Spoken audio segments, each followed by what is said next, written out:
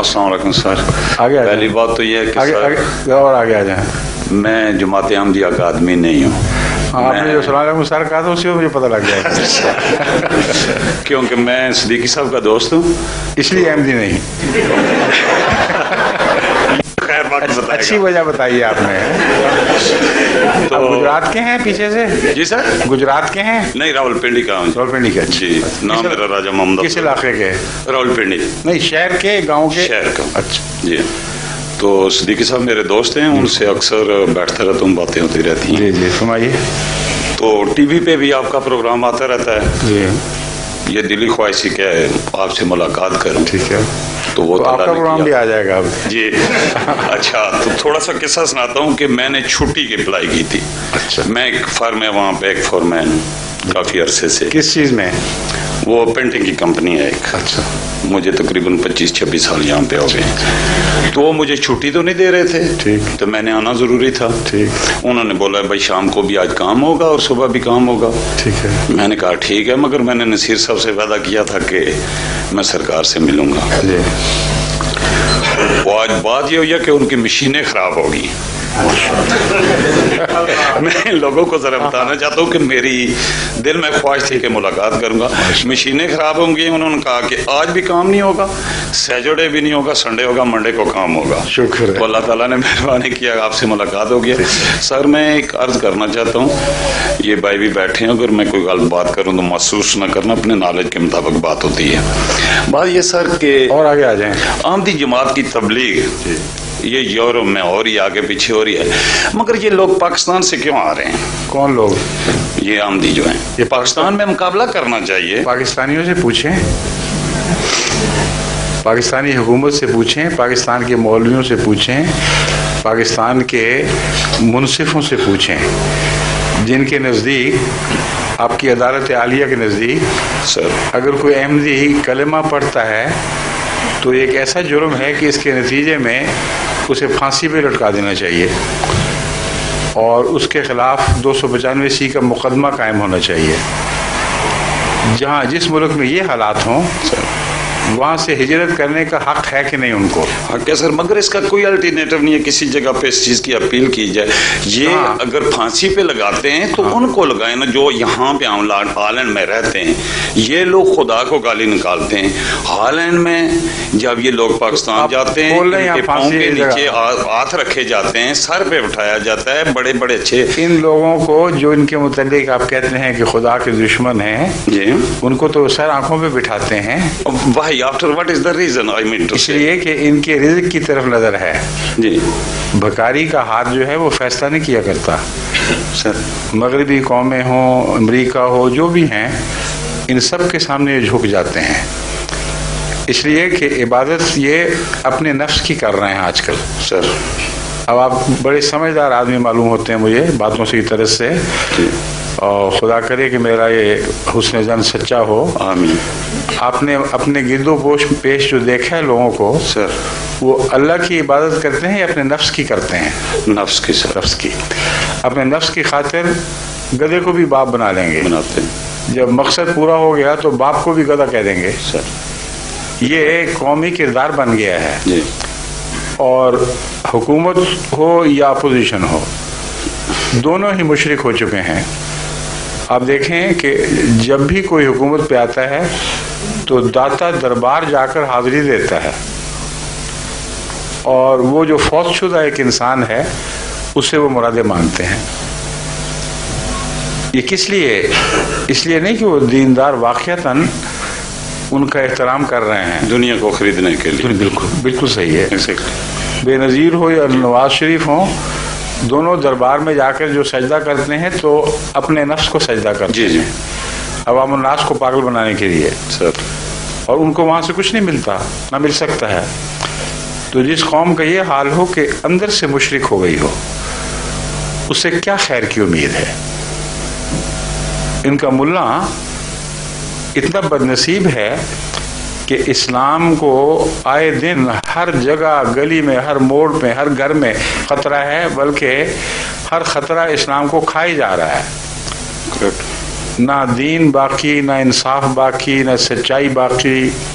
نہ بچوں کا احترام باقی، نہ بڑوں کا احترام باقی، جہاں بچے بکتے ہوں، جہاں بچے اغوا ہوں اور اگر کوئی پیسے نہ دے تو ان معصوم بچوں کی لاشیں بوریوں میں بھر کے بھیجی جاتی ہوں، جہاں جب چاہے کوئی موٹر سوار جس کو چاہے قتل کر کے نکل جائے، جہاں ڈاکے عام ہوں، جہاں چوری روزمرہ کا دستور بن جائے، کسی کو کوئی امن نصیب نہ ہو، وہاں ان کے نزدیک اللہ کے فضل کے ساتھ اسلام قائم ہے اور بڑا اسلام کا بول بالا ہو رہا ہے۔ اور جن بستیوں میں جہاں جماعت احمدیہ واقعتاً نیکی کی علمبردار ہے، سچائی کی تعلیم دیتے ہیں، نمازیں پڑھتے، عبادت کرتے، اللہ کے سوا کسی کو شریک نہیں ٹھہراتے، وہ ان کو سب سے زیادہ ظالم اور سفاک دکھائی دے رہے ہیں۔ جب نظریں بھینگی ہو جائیں، جب دکھائی دینا بند ہو جائے یا غلط دکھائی دے، تو ایسی قوم کو آپ کیسے ہدایت دیں گے؟ دیکھیں، جب سے انہوں نے پاکستان میں جماعت احمدیہ کے خلاف فیصلہ کیا ہے، اس دن سے آج تک کی تاریخ دیکھ لیں، ان کا ہر قدم کس طرف اٹھ رہا ہے۔ اب ایک نظر دوڑائیں، آپ کا دل فیصلہ کرے گا۔ خیر سر، وہ تو نظر دوڑائیے۔ آپ مجھے یہ بتائیے کہ ایک بھٹو صاحب تھے سر، انہوں نے یہ دعویٰ کیا کہ میں 90 سالہ مسئلہ حل کر رہا ہوں، اور علماء نے ان کے گھر پہ حاضری دی اور ان کو پھولوں کے ہار پہنائے اور کہا ہم سب آپ کے ہمیشہ کے لیے غلام بن گئے ہیں۔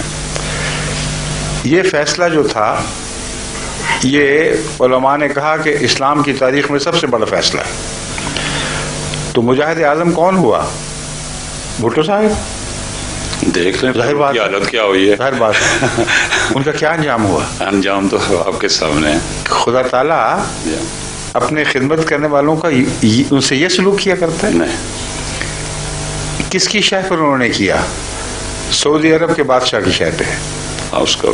اس سے پہلے ایک کانفرنس ہوئی تھی علماء سارے عالم اسلام کی، اس میں یہ فیصلے ہوئے، اور سعودی عرب کے شاہ فیصل نے پوری طرح ان کو آشیرواد دی، برکت دی کہ ہاں ہم تمہارے ساتھ ہیں، فیصلے کرو۔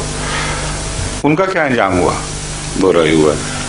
ساری عرب تاریخ میں ایک بھی ایسا شخص نہیں ہے ان بادشاہوں میں سے جو اپنے بھتیجے کے ہاتھوں اس طرح قتل ہو۔ اور اس کے بعد پیچھے پیچھے ضیاء صاحب آ گئے، انہوں نے کہا جو رہی صحیح کسر رہ گئی تھی خدمت اسلام کی وہ میں پوری کروں گا۔ ٹھیک ہے غلط؟ جی ٹھیک ہے، 1988 میں۔ ہاں، پھر جب انہوں نے وہ خدمت کر دی تو ان کا کیا انجام ہوا؟ وہی ہوا۔ اتفاقات ہیں یہ؟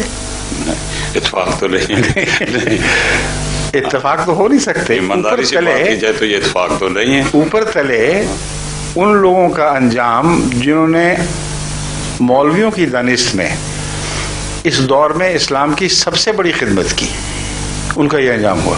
سر اب جو مباہلہ ہوا ہے، پہلے مباہلے سے بھاگ گئے تھے کہ ہم اکٹھے ایک جگہ نہیں، تم سعودی عرب آؤ، وہاں پاکستان آؤ، اس طرح یہ پیچھا چھڑا رہے تھے۔ میں نے مولویوں سے کہا کہ اب تم یوں کرو کہ اس طرح مباہلہ نہ کرو، لعنت ڈال دو۔ لیکن ہم جو کہتے ہیں کہ جھوٹ ہے، تم جو دعوے ہمارے خلاف الزام لگا رہے ہو سراسر جھوٹ ہے، اس میں سے ایک ایک الزام اٹھاؤ اور خدا کی قسم کھا کے کہو کہ سچ ہے۔ تم کہتے ہو ہم نے حضرت مرزا صاحب کو آزاد نبی بنایا ہوا ہے، محمد رسول اللہ سے یہ غلام نہیں بلکہ ان کے ہم بلّہ، بلکہ ان سے بھی افضل۔ یہ الزام جو تم پاکستان کی گلی گلی میں گند اچھالتے ہو، تو اب آؤ میدان میں اور آمنا سامنا بے شک نہ ہو، تم صرف اخبار میں یہ اعلان کر دو کہ یہ ہمارا الزام ہے، ہم اللہ تعالیٰ کو حاضر ناظر جان کر کہتے ہیں کہ یہ بالکل سچی بات ہے، اور اگر ہم جھوٹ بولتے ہیں تو جھوٹے پر لعنت، اور اگر ہم سچے ہیں تو احمدیت کو برباد کر دیں۔ اس میں کون سی نامعقول بات تھی؟ کوئی بھی نہیں۔ اس سے بھی بھاگنے شروع ہوئے اور بہانے بنا کے ہاں ہم مباہلہ قبول کرتے ہیں، مگر جب میں کہتا تھا بتاؤ وہ کون کون سی باتیں ہیں جن کو تم سچا کہتے ہو، ان کا نام لے کر انکار کرو، تو سب بھاگ جاتے تھے۔ پھر میں نے ان کو کہا کہ اچھا اب یہ ہے تو یہی صحیح، اب ہماری طرف سے یک طرفہ لعنت شروع ہو چکی ہے، اب انتظار کرو، اور مجھے یقین ہے کہ آپ کے ساتھ خدا وہ سلوک کرے گا کہ دنیا دیکھے گی اور پہچانے گی اور جو آپ کا بس چلتا ہے کریں، آپ احمدیت کی ترقی کی روک نہیں بن سکتے۔ چنانچہ اس آخری چیلنج کو انہوں نے یہاں انگلستان کے علماء نے، جو آپ کے علاقے سے تعلق رکھنے والے ہیں، بریلوی اس کے گولڑا شریف کے مرید ہیں جی، لندن میں اور بلکہ انگلینڈ میں جن علماء کا قبضہ ہے اصل، جی، وہ سب گولڑا شریف کے مرید ہیں، اور ان سب نے متفقہ طور پر اس چیلنج کو قبول کیا اور مسجدوں میں جمعے کے دن ایک منایا، اس میں یہ دعا کی کہ اے خدا اس صدی سے بلکہ اس سال سے پہلے احمدیت کی ساری دنیا سے صف لپیٹ دے، کیونکہ ہم سچے ہیں اور یہ جھوٹے ہیں، اور لعنتیں ڈالیں۔ اور اس اعلان کے چند دن کے بعد ان کے پیر صاحب اچانک فوت ہو گئے، اور ان کو وہاں جہاں یہ اکٹھے ہوئے تھے وہاں آپس میں پھر لڑائیاں شروع ہو گئیں اور جوتیوں میں دال بٹنے لگی۔ وہ اکٹھ جو تھا وہ 1-2 دن بھی نہیں رہا، آگے عید آنے والی تھی، عید میں نمازیں الگ الگ ہو گئیں۔ تو میں نے یہی دعا کروائی تھی جماعت کو کہہ کے کہ اے خدا مزقہم کل ممزق وساحقہم تسحیقا، اگر ہم سچے ہیں اور یہ جھوٹے ہیں تو ان کو ٹکڑے ٹکڑے کر دے۔ ٹکڑے ٹکڑے ہونے شروع ہوئے، پاکستان میں بھی ان کا اتحاد ٹوٹ گیا، ٹکڑے ٹکڑے ہوئے، شیعہ سنی کے فساد اتنے بڑے کہ ایک دن آج نظر نہیں آتا اخبار جس میں کسی کا قتل نہ ہوا مذہبی نقطہ نظر سے۔ اور وہ جنہوں نے ہمارے خلاف اکٹھ کیا تھا اب ایک دوسرے کی گردن کاٹنے لگے ہیں۔ اور جو نہایت دردناک واقعہ ہوا ہے حج کے موقع پر، جی، اس کا پہلے تو مجھ سے جب پوچھا گیا تھا تو میں نے کہا کہ جب تک مجھے یقین نہ ہو کہ یہ مباہلے کے نتیجے میں ہے، محض ایک آفت کو مباہلے کا نتیجہ قرار دینا جائز نہیں ہے۔ یہ میں نے پہلا اعلان کیا جی، لیکن بعد میں جب وہاں سے خبریں ملیں اور حج کرنے والے احمدی واپس لوٹے ہیں تو اب مجھے ایک ذرہ بھی شک نہیں رہا کہ اللہ تعالیٰ نے یہ مباہلے کی قبولیت کا نشان دکھایا۔ سر میں ادھر ایک چھوٹی سی عرض کروں، جی، ڈونٹ مائنڈ، جی، باتیں ہو رہی ہیں تو بات کرنی چاہیے کہ دل کو تسلی کے لیے۔ اچھا سر، بات یہ جب مباہلہ ہوتا ہے، دعا مانگی جاتی ہے، تو یہ ان غریبوں پہ تو نہیں ہونا چاہیے، ان پہ پڑھنا چاہیے جو جھوٹ بول کر لوگوں کو گمراہ کر رہے ہیں۔ میں آتا ہوں اس طرف ابھی سر، اس کا جواب الگ ہے، بعد میں دوں گا۔ Right sir. ساری قوم کو مباہلے کی دعوت تھی سر، لیکن آپ شاید یہ بات بھول جاتے ہیں کہ علماء جب گمراہ کرتے ہیں تو ظلم کرنے والے عوام ہوتے ہیں، ان کے پیچھے لگ کر گھر جلانے والے عوام ہوتے ہیں، ان پڑھ عوام، غریب لوگ، اور سیاست میں بھی یہی ہو رہا ہے، ایگزیکٹ، یہ ہر جگہ۔ جی، تو جو جن کے ذریعے یہ ظلم کرتے ہیں وہ کس طرح سزا سے بچ سکتے ہیں؟ جب بھی فساد کی طرف ان کو بلایا جائے وہ لبیک کہہ کے آگے آ جاتے ہیں، جب ان کو نماز کی طرف بلایا جائے تو منہ پھیر کے دوسری طرف چلے جاتے ہیں۔ تو یہ خیال کہ عوام الناس معصوم ہیں یہ درست نہیں ہے۔ روزمرہ جو ظلم ہو رہے ہیں پاکستان میں، ان میں عوام الناس ملوث ہیں، صرف طاقت کی بات ہے، جس کو جب طاقت ملے وہ ظلم کرتا ہے، تو اللہ تعالیٰ ناانصافی نہیں کیا کرتا۔ اب سنیے حج والا قصہ۔ جو احمدی واپس آئے ہیں انہوں نے کہا کہ اس واقعہ آگ کے لگنے کے واقعہ سے ایک دن پہلے خانہ کعبہ میں باقاعدہ رسمی طور پر مباہلے کی دعوت کو قبول کیا گیا، اور خانہ کعبہ کے گرد علماء نے بلند آواز سے ساری قوم کو بلایا اور کہا اے خدا، ہم اس خانہ کعبہ کا دامن پکڑ کے کہتے ہیں کہ ہمیں منظور ہے اور ہم سچے ہیں اور ان پر لعنت ڈال، اور اگر ہم جھوٹے ہیں تو ہم پر لعنت ڈال۔ اور دوسرے دن وہاں ایسی آفت پڑی ہے بہت بڑی کہ کوہرام پڑ گیا۔ جی، پہلے کہتے تھے 300 کے قریب، اب 500 لاشیں تو بے پیشانی پڑی ہوئی ہیں ان کے لاش خانوں میں۔ جی، اور جو واقعہ آنکھوں دیکھا لوگوں نے بتایا ہے وہ تو عذاب الہی کے سوا اور کچھ بھی نہیں۔ اس وقت بھی لوگ عذاب الہی کے اکر شور مچا رہے تھے۔ جو آگ لگی ہے آج تک سمجھ نہیں آئی کہ کس طرح اچانک ایسی خوفناک آگ جو اتنا جلدی گھیر لے لوگوں کو کہ نکل ہی نہ سکیں۔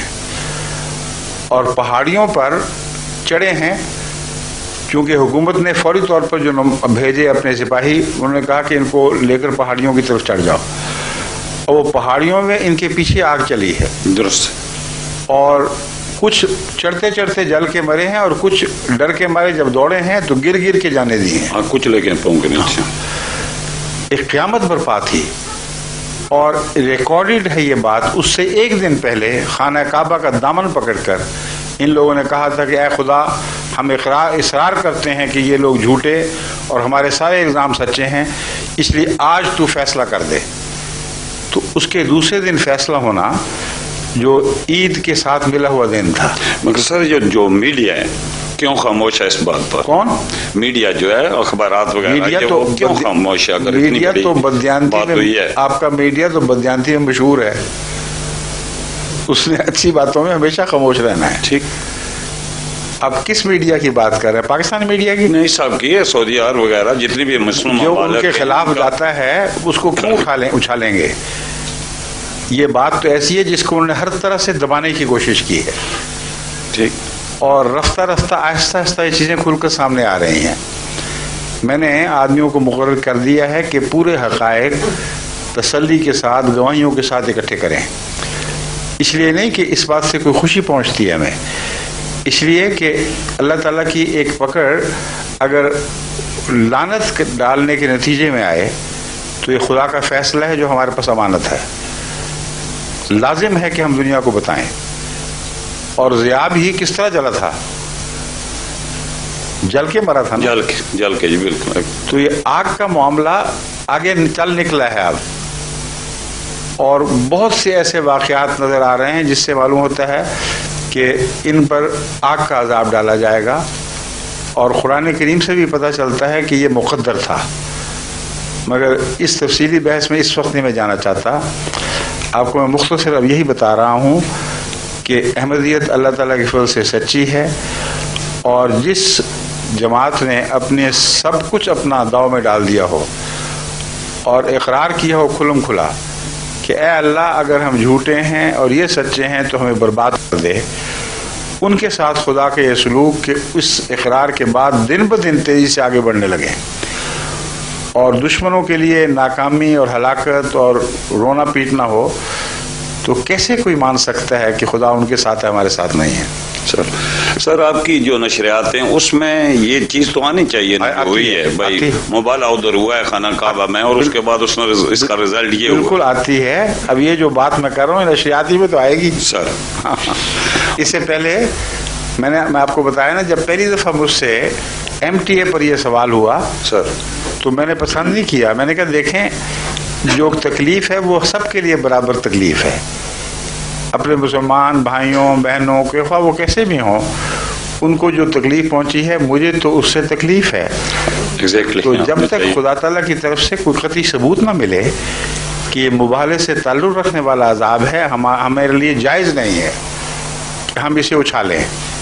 چنانچہ پوچھنے والے کو میں نے سختی سے بند کر دیا، لیکن اس کے 2-3 دن کے بعد جب یہ حاجی واپس آئے تو انہوں نے جو باتیں بتانی شروع کی اس سے تو میں حیران رہ گیا۔